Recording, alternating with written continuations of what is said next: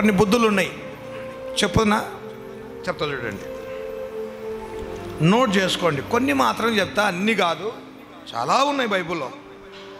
ఇదే యెషయా గ్రంథం 29:24 చూడండి. అయినను ఆయన బుద్ధివంతుడుగా ఎందుకున్నాడంటే వాళ్ళు చేసినట్టు చూడండి. చంచల బుద్ధి గలవారు వివేకులకు. అది చాలు చాలు చాలు. చంచల బుద్ధి.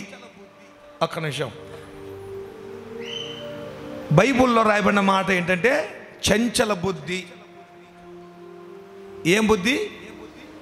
చంచల బుద్ధి. కొంతమంది చూడండి, వస్సా వస్సా వస్సా వస్సా వస్సా పాడనకు అంటారు, ఆదివారం రోజే ఏమో రాలేదు కొంచెం పన్నింది అంటారు.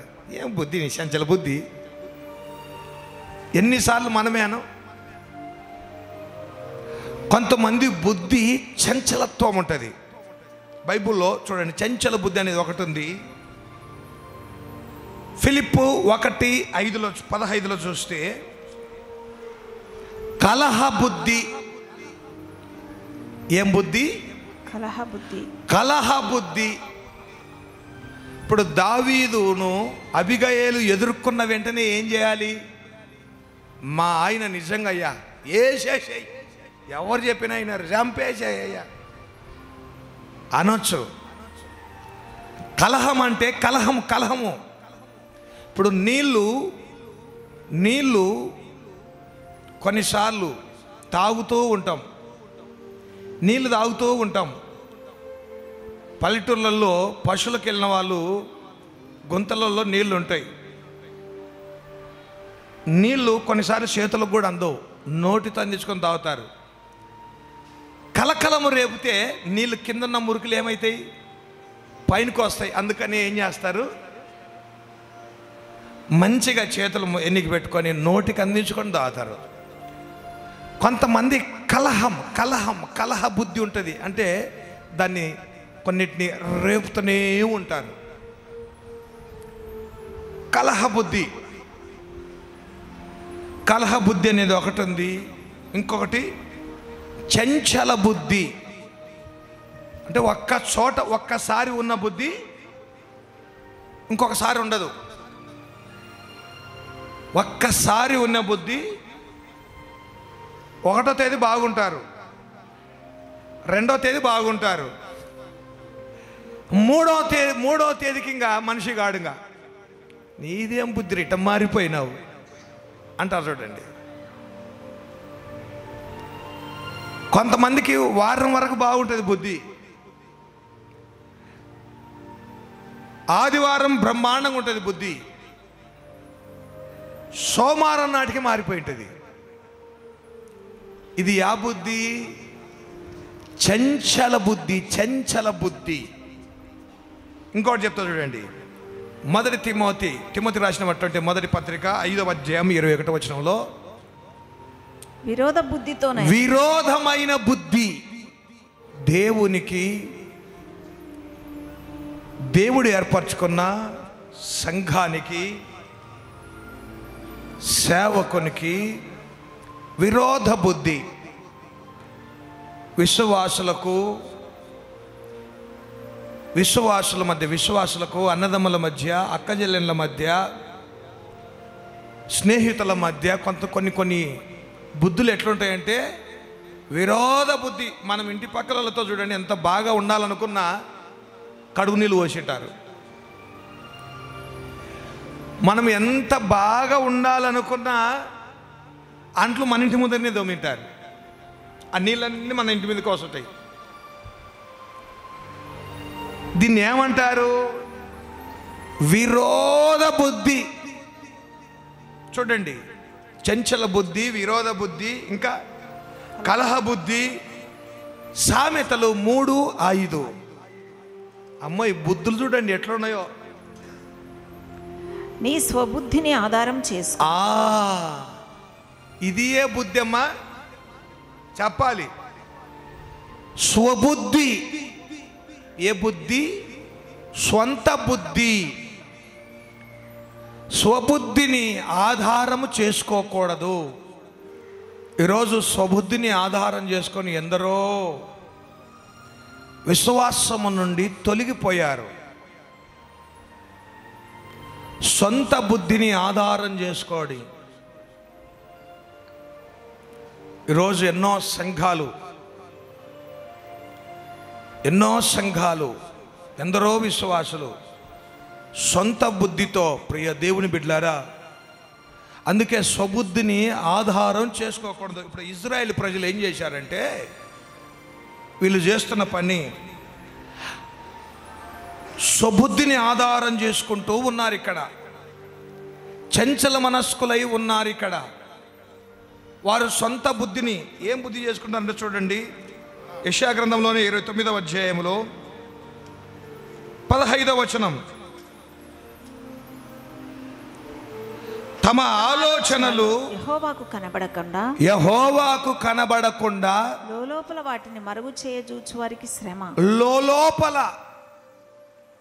మరుగు చేయజూచు వారికి శ్రమ.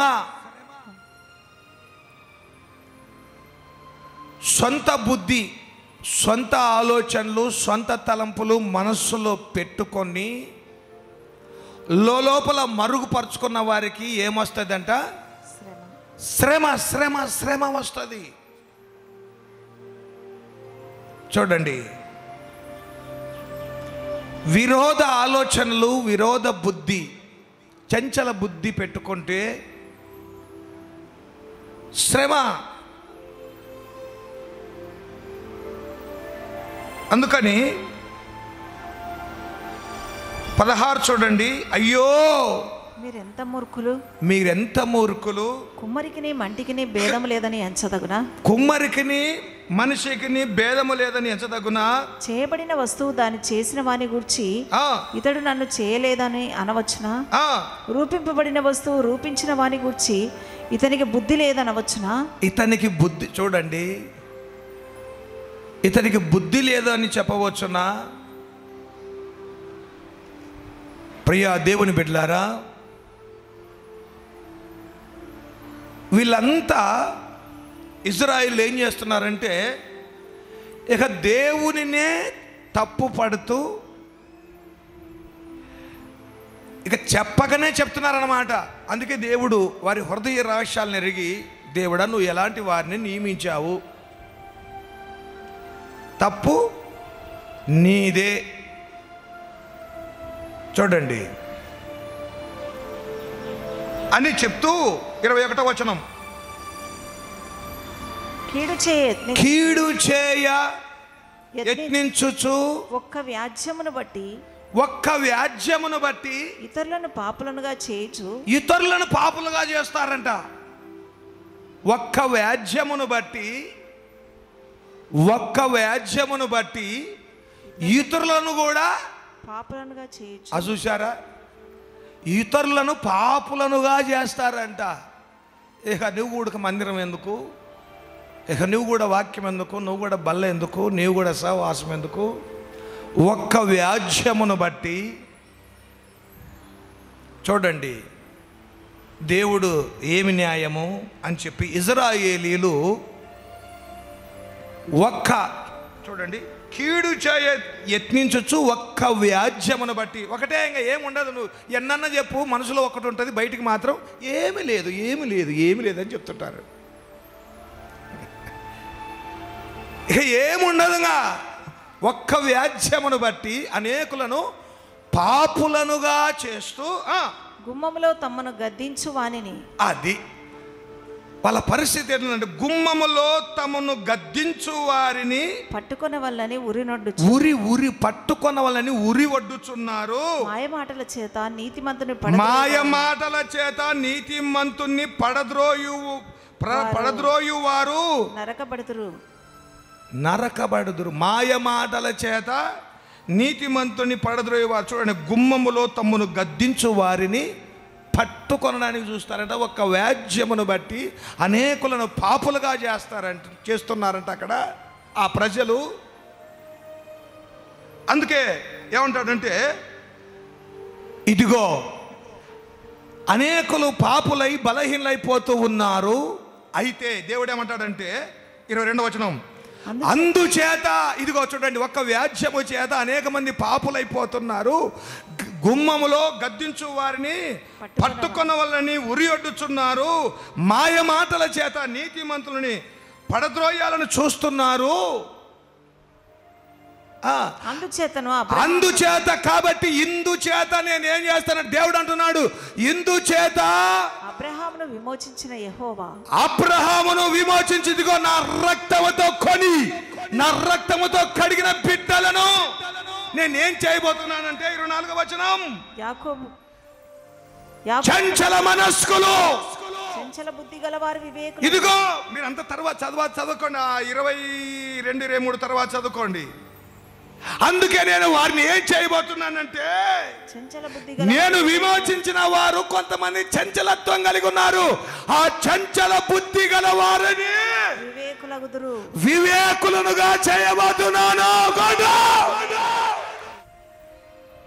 చంచల బుద్ధి గల వారిని నేను వివేకులుగా చేయబోతున్నాను. సనుగువారు ఉపదేశమునకు లోబడుదురు, ఉపదేశానికి లోబడుదురు. సనుగు వారిని ఉపదేశానికి లోబడుస్తా. చంచల మనస్కులకు వివేకులుగా చేయబోతున్నాను. హల్లెలూయా. ఎందుచేత నేను విమోచించినాను కాబట్టి నా బిడ్డలను